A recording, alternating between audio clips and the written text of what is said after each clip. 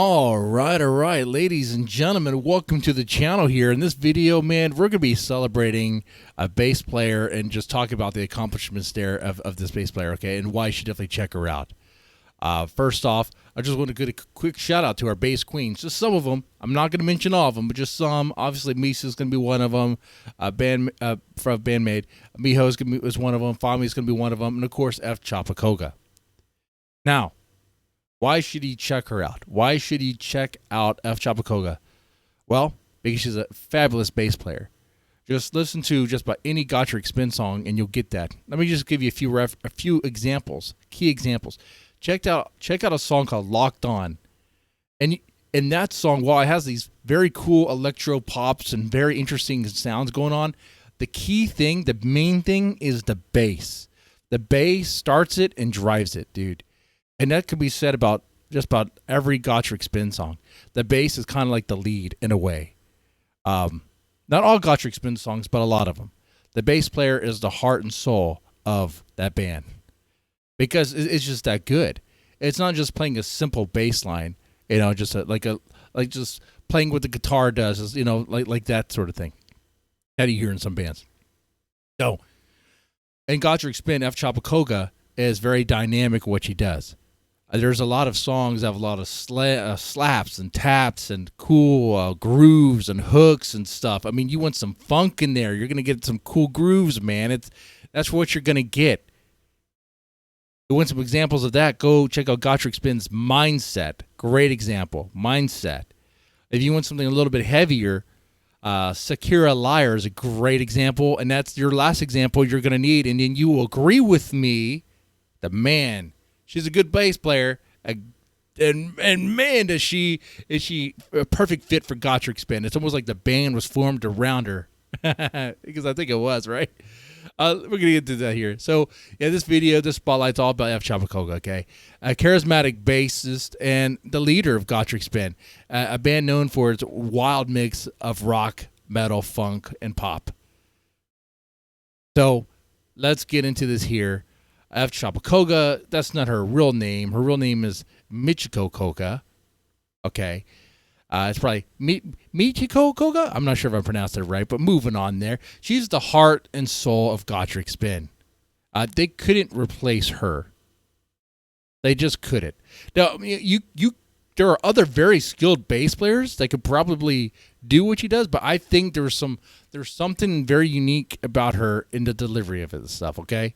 It just wouldn't be the same. Anyway, that band formed, I believe, in 2009 when she left her previous band, which is Pink Panda. And her signature slap bass technique, which was, I believe, it had to have been inspired by the funk pioneers like Larry Graham and Primus, Les Claypool.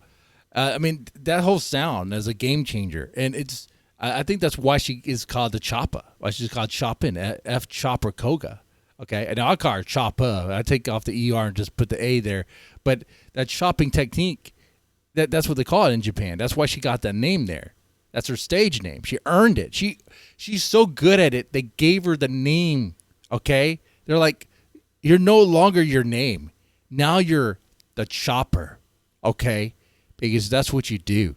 So if you like some choppy bass lines, some grooving bass lines, what else do you need? What else do I need to say to sell you on this talent that is Chopper Koga? Let me put her on the screen first off, okay? Let me do that, okay? In fact, let me go ahead and go back on this video and just have it play while I'm talking, okay? That might help you. That might help you as well. That might help you there. Koga's bass lines are a masterclass in versatility, okay? There's a lot of tracks you could check this out in. Like I said, you could do Mindset, you could do Juicy Beats, you could do Sakura Liar. There's a lot of great songs that you could go to for a good example, because just about every song, the bass is the heart of it and drives it. Not all songs, but just about every song.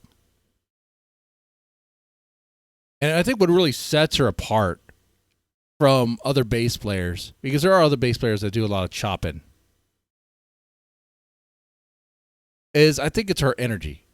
It's her energy when she plays. Like, she bounces around on stage like a whirlwind, like a rock and roll whirlwind, okay? I mean, she's all over the place, like Gene Simmons, okay? Like a very flamboyant performance style.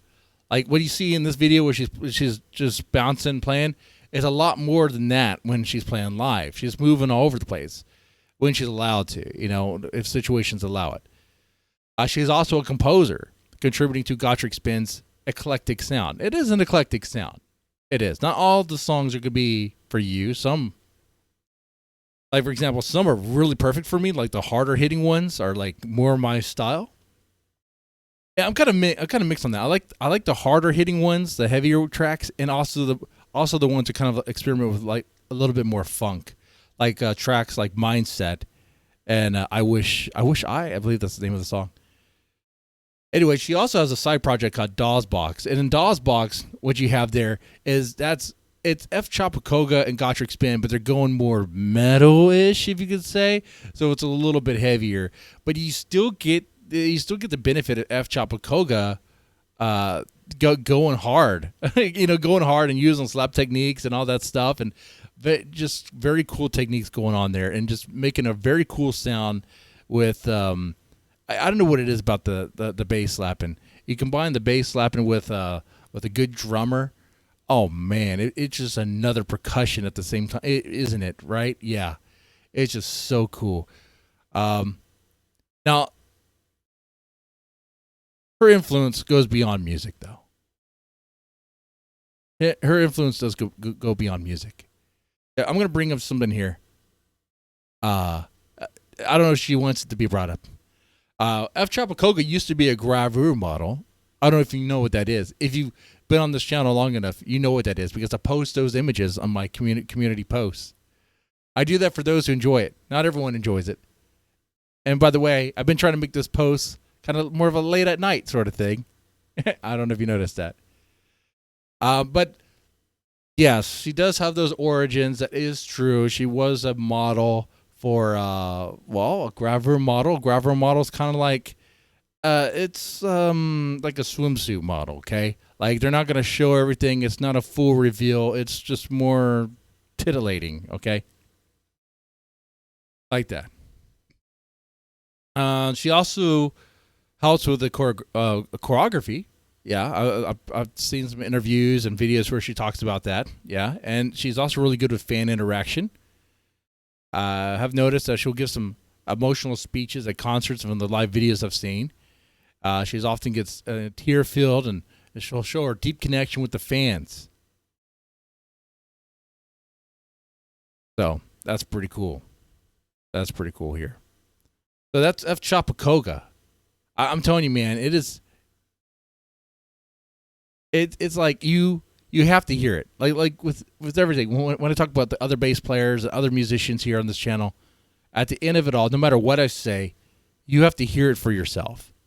So at this point, I will do what I can to link the next video to be what I think would be a good example for you to start, and you can go there. Okay? So that video should be appearing on the screen somewhere here. And with that said, y'all take it easy and have a good one.